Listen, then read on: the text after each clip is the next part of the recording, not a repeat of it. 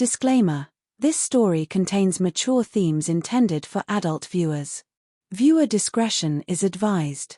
The storm arrived without warning: rolling thunder, sharp flashes of lightning, and a restless wind that seemed to rattle more than just the windows. By the time we realized the power wasn't coming back, the four of us were already stranded together, caught in a night that felt charged with something far beyond the weather. We had planned a simple weekend escape, two couples, longtime friends, all in our late 20s, looking to unwind in a quiet cabin tucked deep in the woods. It was supposed to be easy, familiar, safe. But storms have a way of changing the atmosphere, of bringing things to the surface that usually stay hidden. I remember the first moment it shifted. A glance held just a second too long. A laugh that lingered. The subtle awareness of proximity, of who was sitting next to whom, and how close was too close. The firelight danced across our faces, softening edges, blurring lines. Conversations drifted from casual to personal, from jokes to confessions we didn't expect to share. There was something unspoken in the air. Not wrong, just different. My husband seemed more relaxed than I'd seen him in months, leaning into the moment, into the energy. And her partner, there was a quiet intensity about him that I hadn't noticed before. Or maybe I had, and just never allowed myself to acknowledge it. Outside, the wind howled louder, wrapping the cabin in its restless grip. Inside, the tension grew warmer, heavier, impossible to ignore. No one said it out loud. No one had to. It was in the way our eyes met and didn't look away. It was in the silence that followed when the laughter faded. It was in the feeling that this night, this storm, was about to change everything. And when the lights flickered again, plunging us briefly into darkness, someone finally broke the silence with a suggestion that none of us were truly prepared for, but somehow, all of us had already been thinking. No one laughed at the suggestion. That was the first thing I noticed. In any other setting, it would have been brushed off, turned into a joke, deflected with humor. But here, in the dim glow of the fire, with the storm pressing in around us, the silence felt different. Heavier. Like we had all stepped into the same thought at the same time and didn't know how to step back out. We'd known each other for years. Weekend trips, birthdays, late-night dinners, we were comfortable in the way long friendships tend to be. I had always trusted her. Trusted him. Trusted us. There had never been a reason not to. But comfort has layers, and that night, something beneath it shifted. I mean, it's just a game, right? She said softly, her voice almost blending into the sound of rain against the windows. A game. That word made it easier to hold. Easier to consider without fully acknowledging what it might mean. My husband glanced at me, not a full look, just enough to check in. There was something in his expression I couldn't quite read. Curiosity, maybe. Or permission. I wasn't sure which one unsettled me more. Across from me, her partner leaned back slightly, studying the room, the moment, me. Not boldly. Not in a way that crossed a line. But enough that I noticed. Enough that I felt it. And I didn't look away. The fire cracked between us, sending a burst of warmth through the room. Outside, the wind rattled the cabin again, louder this time, like it was urging us forward or warning us to stop. We don't have to, I said, though my voice lacked conviction. It wasn't resistance. Not really. It was something closer to hesitation, wrapped in curiosity. Of course not, my husband replied quickly, but he didn't move. None of us did. That was the strange part. No one stood up. No one changed the subject. We just stayed there, suspended in this fragile, shifting space between what we knew and what we might be willing to explore. Her hand brushed against mine as she reached for her glass. It was accidental. At least, it should have been. But her fingers lingered for half a second longer than necessary, and in that brief contact, something unspoken passed between us, something quiet, but undeniable. I felt it settle under my skin. The rules hadn't been spoken yet. But somehow, they were already starting to change. The silence didn't break, it shifted. It became something we were all participating in, whether we admitted it or not. I leaned back slightly, trying to ground myself, but the room felt smaller now. Warmer. Every glance carried weight. Every pause stretched longer than it should have. The storm outside hadn't eased, in fact, it sounded closer, more intense, like it was circling us. "We've always trusted each other," my husband said quietly, his voice steady but thoughtful. "That's kind of the foundation, right?" It sounded simple. Harmless, even. But trust, in that moment, didn't feel like something solid, it felt like something we were testing. I looked at him, really looked this time. There was no hesitation in his expression, just a kind of openness I wasn't used to seeing. It made my chest tighten, not out of fear, but something more complicated. Something that felt dangerously close to curiosity. "I think," she started, then paused, as if choosing her words carefully. "I think we've all felt it, at least a little." No one asked what it was. We didn't need to. Her partner shifted forward, resting his elbows on his knees, his gaze steady but calm. "Sometimes lines only exist because we agree not to cross them," he said. "Not because they're actually there." That should have sounded wrong. It didn't. Instead, it settled into the room like something we'd all been quietly thinking but never said out loud. I felt a flicker of something unexpected, memory. A moment from months ago. A dinner. A laugh that lingered too long. A brief, almost forgotten awareness of him standing just a little too close beside me in the kitchen. I had dismissed it then. Moved past it. But now, sitting here, it didn't feel so distant. It felt unfinished. "You're quiet," my husband said softly, bringing me back. "I'm thinking," I admitted. "That's dangerous tonight," she teased gently, though there was an edge beneath it, something real. Another flash of lightning filled the room, and for a split second, everything felt exposed. Not physically, but emotionally. Like there was nowhere left to hide behind politeness or boundaries. Her hand found mine again. This time, it wasn't accidental. And across from me, my husband didn't interrupt. He watched. Not with concern, but with something far more unsettling, something that made my pulse quicken in a way I couldn't ignore anymore. The storm roared louder, and in that moment, I realized the truth wasn't creeping in slowly anymore, it was already here. And the next choice we made wouldn't feel like a game at all. The air had changed. Not suddenly, but completely. It was no longer just tension. It was awareness. Every movement felt intentional now, every glance impossible to misread. The space between us, once casual and familiar, had become charged with something heavier, something none of us could pretend not to feel anymore. The fire had burned lower, casting softer light across the room. Shadows stretched longer, blurring edges, making everything feel closer than it really was. Outside, the storm raged on, relentless, its rhythm syncing with the pounding in my chest. No one spoke. We didn't need to.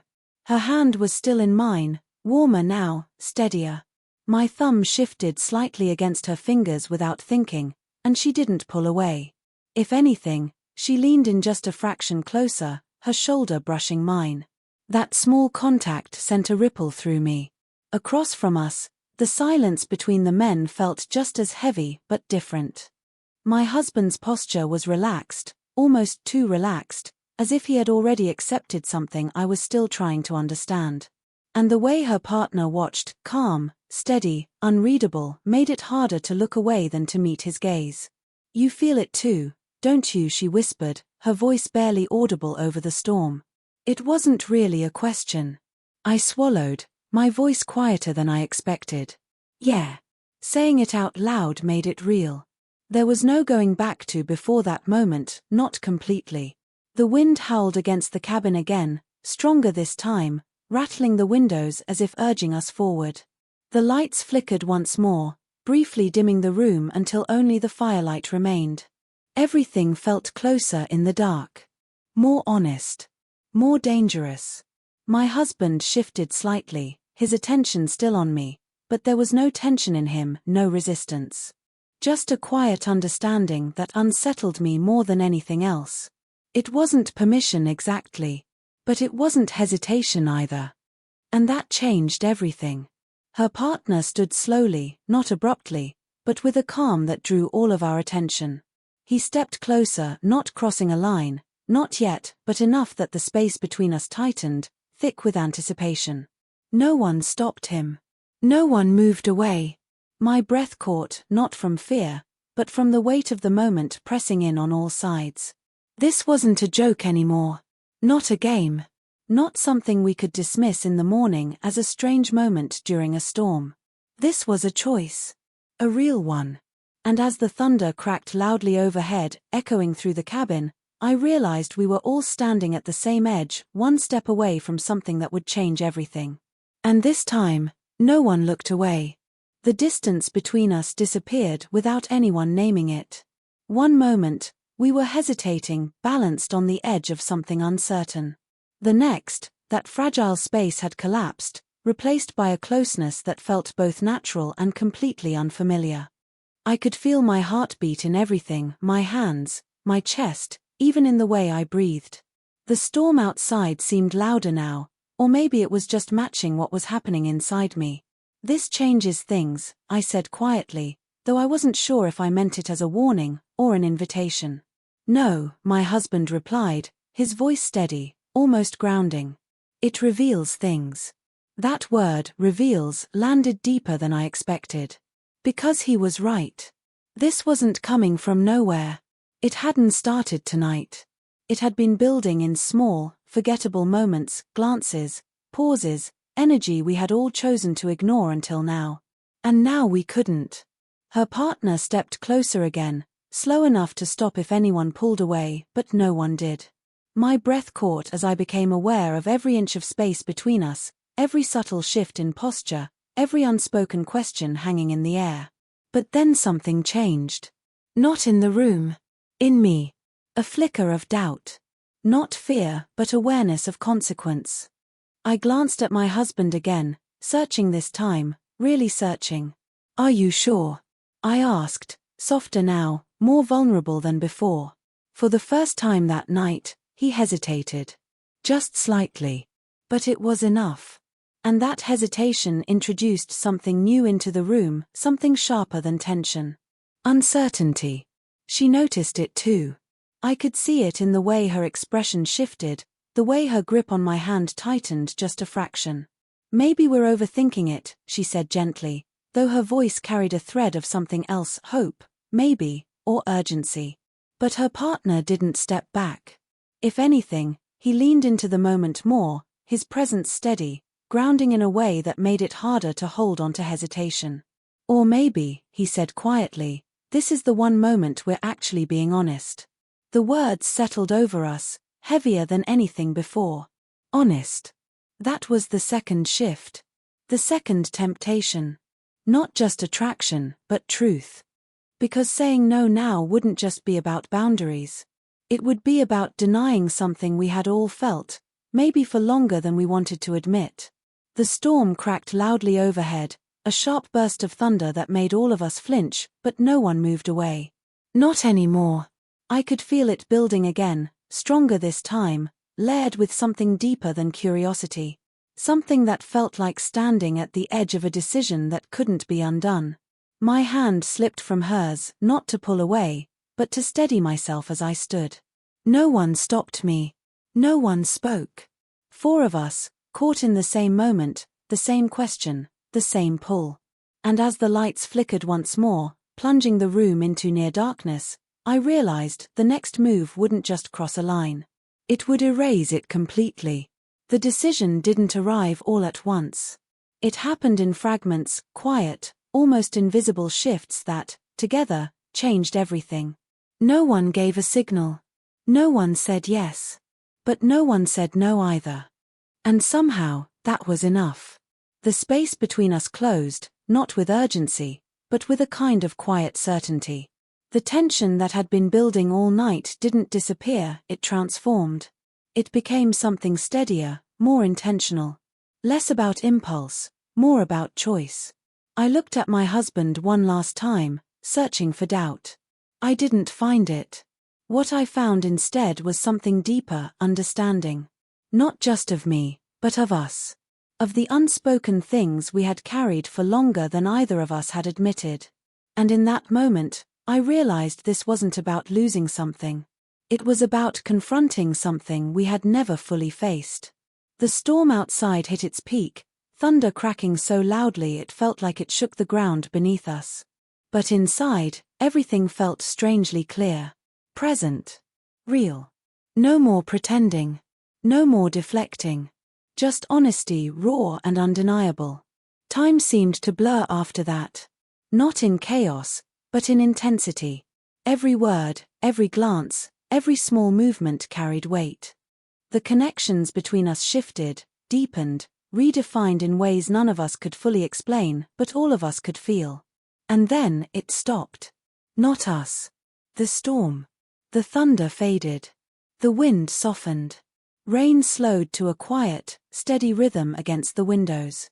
Morning light began to creep in slowly, pale and quiet, replacing the shadows that had hidden everything just hours before. And with it, reality returned. We stood there in the stillness, the weight of what had happened settling in, not heavy, not regretful, but undeniable. No one rushed to speak. Until my husband finally broke the silence. So, what now? It was a simple question. But it carried everything. I turned slightly, expecting uncertainty, maybe even distance. Instead, I saw something I hadn't expected.